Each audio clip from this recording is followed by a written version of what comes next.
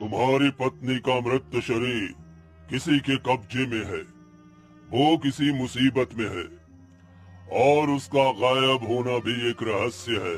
मैं एक गरीब आदमी हूँ, इन रहस्यों को नहीं जानता। मैं क्या करूँ? कैसे अपनी पत्नी के शरीर का अंतिम संस्कार के लिए उसे ढूंढूं? मैं तुम्हें एक जादुई नक्शा देता हूँ। आगे क्या होगा ये तो मैं तुझे नहीं बता सकता। आगे का रास्ता तुझे खुद ही तय करना होगा। याद रखना, तुझे तेरी पत्नी के शरीर को ढूंढने के लिए चंद्रमा की 21 तारीख तक का ही समय दिया जाता है।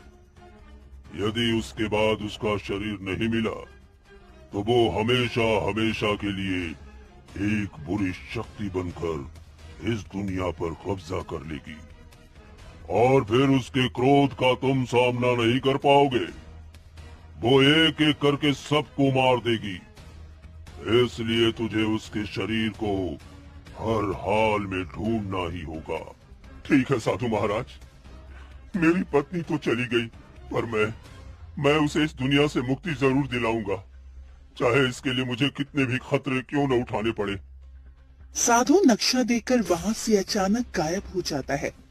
फिर महेश घर के अंदर जाकर अपनी बेटियों से कहता है, वर्षा, रितु, अब मैं एक यात्रा पर जा रहा हूँ। तुम दोनों बहनें एक दूसरे का ध्यान रखना। पिताजी, माँ कहाँ चली गई? मुझे माँ के पास जाना है।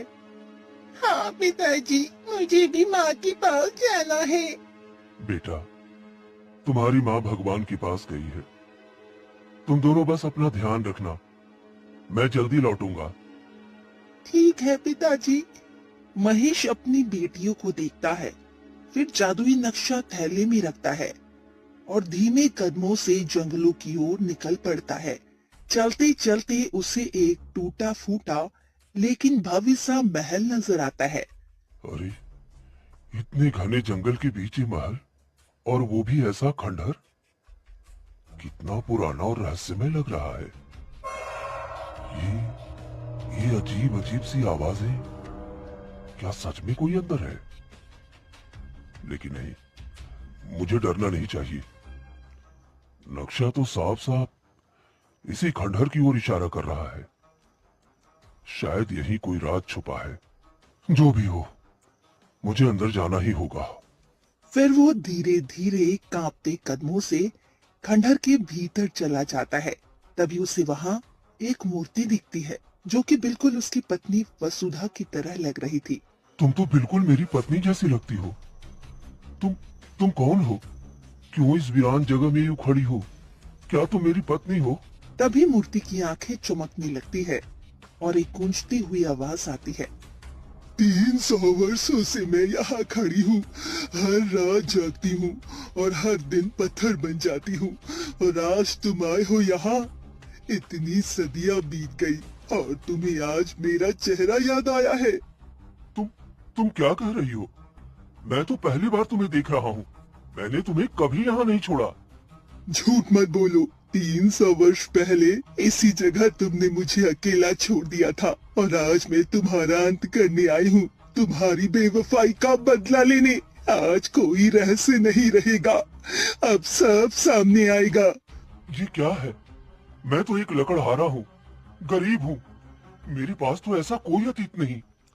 तो सुनो, ये बात करीब 300 वर्ष पुरानी है। तुम एक राजकुमार थे, मैं एक गांव की लड़की थी, मेरा नाम मोहिनी था।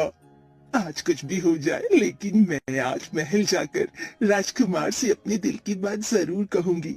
मैं उन्हें बताऊंगी मैं उनसे कितना प्रेम करती हूँ, और अब मैं छुप कर नहीं जी सकती। मुझे जो भी करना है करूँ, लेकिन मुझे तो बस राजकुमार के साथ अपना जीवन बिताना है। इतना कहकर मोहिनी धीरे धीरे महल के मुख्य द्वार से अंदर जाती है। तभी राजकुमार दरबार में सिंहासन पर बैठे थे। राजकुमार, मुझे आपसे कुछ कहना है। हाँ कहो, क्या बात है? कोई समस्या है तो बताओ, मैं पूरी कोशिश करूंगा तुम्हारी परेशानी दूर करने की। राजकुमार, मुझे कोई समस्या नहीं है, मैं तो अपनी दिल की बात कहने आई हूँ। मैं आपसे बहुत प्रेम करती हूँ और आपसे विवाह करना चाहती हूँ। तुम मुझसे मजाक कर रही हो क्या? ये कैसी बेहूदी बात है? अरे लड़की, तू पागल हो गई है क्या? एक गरीब होकर राजमहल और राजकुमार के सपने देख रही है? कौन सी दुनिया में जी रही है तू? महाराज, प्रेम करने के लिए हैसियत नहीं, बल्कि दिल की सच्चाई चाहिए, और मेरा प्रेम सच्चा है। मैं राजकुमार को पूरे मन से चाहती हूँ। मैं किसी दौलत या रुतबे के लिए नहीं, बल्कि उनके लिए प्रेम करती हूँ। चुप हो जाओ। तुम जैसी लड़कियों को तो मैं अपनी दासी तक नहीं बना सकता। पत्नी बनाना तो बहुत दूर की बात है।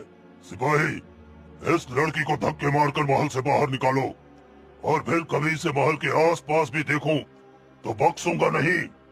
नहीं महाराज, मुझे बाहर मत निकालिए।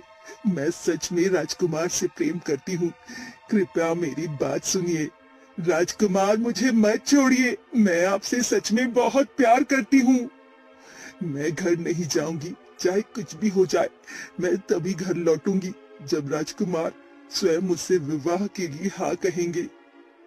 वो महल के बाहर पूरी रात बैठी रहती है, कोई नहीं आता। तभी सुबह एक सिपाही कहता है, अरे लड़की, यहाँ क्या कर रही है इतनी देर से? चल भाग यहाँ से। बड़ी आई है राजकुमार से विवाह करने वाली। अरे तुम्हारी जैसी तो हर महीने आती है और सपने देखती है महारानी बनने के। चल हट यहाँ से। तभी दो गांव वाले आते हैं। अरे क्या हुआ सिपाही जी? ये लड़की से क्या कह रहे हो? अरे ये लड़की राजकुमार से शादी करना चाहती है, इसलिए महाराज जी से महल से बाहर फिकवा दिया है। अरे देखो देखो इस भिखारन को। अरे देखो कैसी शक्ल है, कपड़े फटे हुए हैं और ख्वाब देख रही है राजकुमार से शादी करने का। अरे पहले आईने में जाकर खुद को देख, फिर राजमहल का सपना देखना। हाँ, अपने हालात देख लड़की, फिर ख्वाब देखना। अरे ये कोई नाटक नहीं, हकीकत है। तो हकीकत में जीना सीख। अगर शादी ही करनी है तो मुझसे कर लेना। और मेरी पत्नी मर चुकी है, और पर मैं तैयार हूँ तुझसे शादी के लिए। अगर तुझे ये पसंद नहीं है तो मुझसे कर ले। मैं राजमहल में ही रहता हूँ, और मैं भी तैयार हूँ तुझसे ब्याह रचाने को। हाँ। तुम सबको शर्म नहीं आती क्या? एक लड़की की आत्मसम्मान को इस तरह से मिट्टी में मिला रहे हो। क्या गरीब लड़की का कोई सपना नहीं होता? क्या प्यार अमीर गरीब देखकर होता है?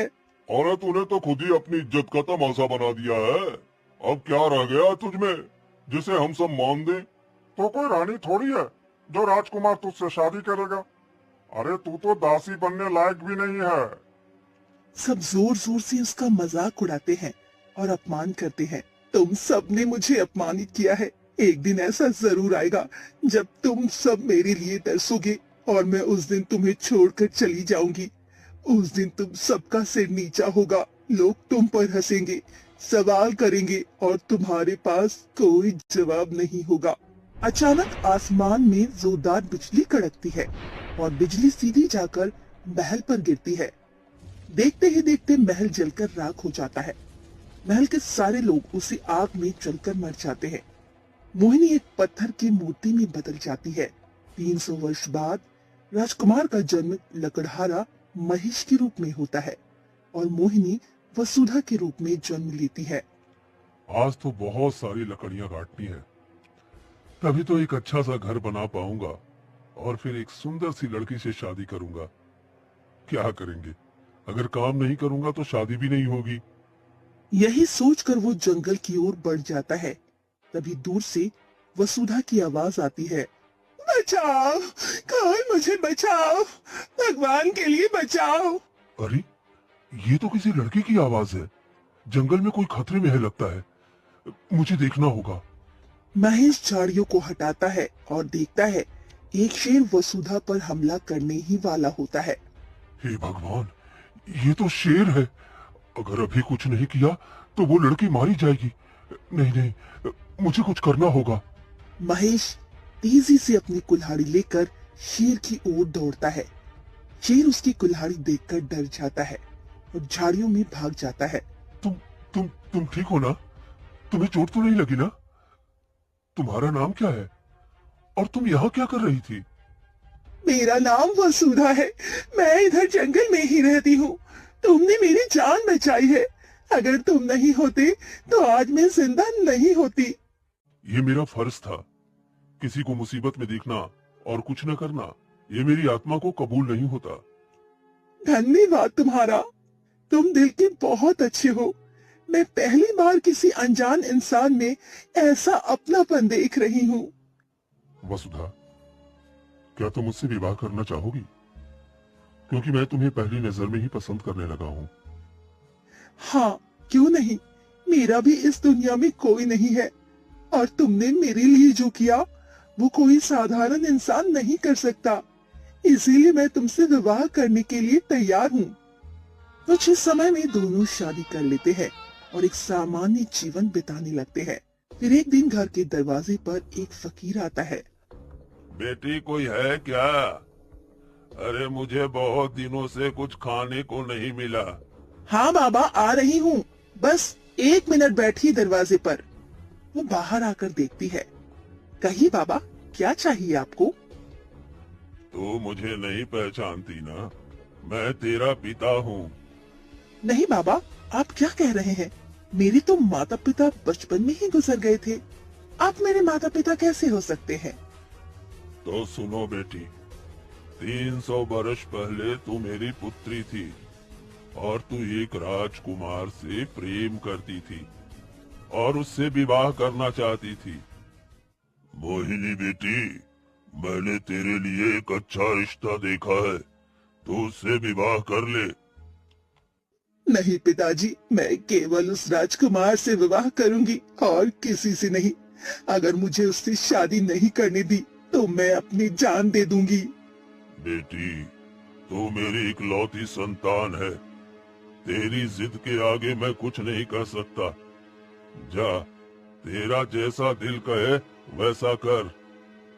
पिताजी, आप सबसे अच्छे हैं। आज ही मैं राजकुमार से अपने दिल की बात कह दूंगी और उसे अपना जीवन साथी बना लूंगी। लेकिन 2 दिन बीत गया। रघु, रघु, ओ रघु, अरे तेरी बेटी मोहिनी अब इस दुनिया में नहीं रही। वो अब एक पत्थर की मूर्ति बन गई है। सुना है राजमहल में उसके साथ बहुत बुरा सलूक किया गया। सरेआम राजकुमार और महाराज ने उसे बेइज्जत किया, महल से धक्के मारकर बाहर निकाल दिया और फिर पूरा गांव उसके ऊपर हंसा, ताना मारा। कहते हैं उस बेचारी ने सबको आखिरी बार देखा, सभी को श्राप दिया और फिर खुद को पत्थर में बदल लिया। अब वो बोल नहीं सकती, लेकिन उसकी आंखों में आज भी वो दर्द साफ झलकता है। नहीं नहीं, भगवान, मेरी बेटी ने क्या गुनाह किया था? उसका बस यही अपराध था कि उसने किसी से प्रेम किया था। क्या यही सजा होती है सच्चे प्यार की? अरे तुम्हें अपनी बेटी को पहले समझा देना चाहिए था। तुमने उसे ऐसा कदम उठाने पर मजबूर किया। अगर समय रहते तुमने साथ दिया होता तो शायद आज वो जिंदा होती। इतना कहकर गांव वाला भारी मन से वहां से चला जाता है। जब मेरी बेटी ही नहीं रही तो मुझे जीने से अब क्या फायदा? मुझे ऐसा जीवन नहीं चाहिए। मैं आत्महत्या कर लूंगा। मुझे अब नहीं जीना। मैं हर रोज खुद को माफ नहीं कर पाऊंगा। काश मैंने उसे समझा होता तो आज वो जिंदा होती। रघु रोते हुए आत्महत्या कर लेता है, लेकिन फिर भी उसकी आत्मा भटकती रहती है और एक दिन साधु बाबा उसकी आत्मा को देखते ही कहते हैं, रुको रघु, क्या आप मुझे देख सकते हैं? पर मैं तो मर चुका हूँ। तुझे इतनी आसानी से मुक्ति नहीं मिलने वाला है। तुम्हारा एक कार्य अधूरा है। जब तक तू वो पूरा नहीं करेगा तब तक ये धरती छोड़कर नहीं जा सकता। तेरी बेटी केवल पत्थर की मूर्ति में नहीं बदली, उसकी आत्मा आज भी जीवित है और वो 300 वर्ष बाद पुनर्जन्म लेगी और उसी राजकुमार से विवाह करेगी। लेकिन इस बार वो अपने अपमान का बदला लेगी। तो फिर मुझे क्या करना होगा महाराज? तू जब तक अपनी बेटी को उसकी पिछली यादें नहीं याद दिला देता, तभी वो बदले की आग में अपना अधिकार ले पाएगी। उसके बाद ही तुझे मुक्ति मिलेगी। अब समय आ गया है बेटी, तुझे अपना सत्य जानने और अपने अपमान का उत्तर देने का। पिताजी, आपका बहुत बहुत धन्यवाद। आपने मुझे मेरा प्रतिशोध याद दिला दिया। मैं तो सब कुछ भूल चुकी थी। वो अपमान, वो ताने, वो हंसी, सब कहीं खो गया था। पर अब सब याद आ गया है। मैं इस आदमी के साथ जीवन बिताकर भूल गई थी। उसने मेरे साथ क्या किया था। मैंने उसे अपना सब कुछ दे दिया और उसने मुझे सिर्फ ठोकर दी। पिताजी, अब मैं इस शरीर को त्यागना चाहती हूँ पिताजी, क्योंकि ये शरीर उस प्रेम की निशानी है जो केवल एक धोखा था। ठीक है बेटी, अपनी आंखें बंद करो। फिर फकीर मंत्र पढ़ता है और वसुधा की आत्मा बाहर निकल आती है, शरीर को छोड़कर, और फकीर के साथ चली जाती है। वसुधा, मुझे सब याद आ गया। मैं पिछले जन्म में जो पाप किया था उसके लिए मुझे क्षमा कर दो। मैंने तुम्हारे प्रेम को ठुकराया, तुम्हारा अपमान किया, लेकिन अब मैं तुम्हारे बिना जी नहीं सकता। कृपया मेरी जिंदगी में लौट आओ। मैं तुमसे बहुत प्रेम करता हूँ। महेश, मैंने